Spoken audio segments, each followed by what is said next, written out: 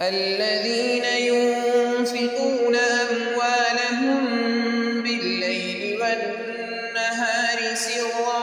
وعلانية فلهم أجرهم عند ربهم ولا خوف عليهم ولا هم يحزنون الذين يأكلون الربا لا يقومون إلا كما يقوم الذي يتخبطه الشيطان من المس ذلك بأنهم قالوا إنما البيع مثل الربا وأحل الله البيع وحرم الربا فمن جاءه موعظة من ربه فانتهى فله ما سلف وأمره إلى الله ومن عاد فأولئك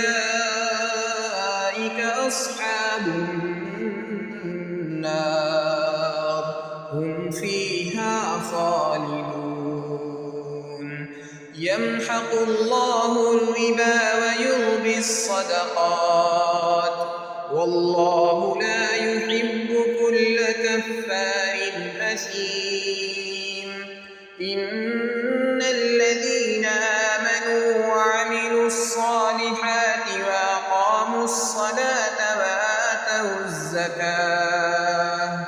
وأقاموا الصلاة وآتوا الزكاة لهم أجرهم عند ربهم ولا خوف عليهم ولا هم يحزنون يا أيها الذين آمنوا اتقوا الله وذروا ما بقي من الربا إن كنتم مؤمنين فإن لم تفعلوا فأذنوا بحرب من الله ورسوله وإن تبتم فلكم رؤوس أموالكم لا تظلمون ولا تظلمون وإن كان ذو عسرة فنظرة إلى ميسرة وأن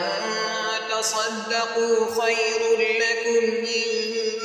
كنتم تعلمون واتقوا يوما ترجعون فيه إلى الله ثم توفى كل نفس ما كسبت وهم لا يظلمون.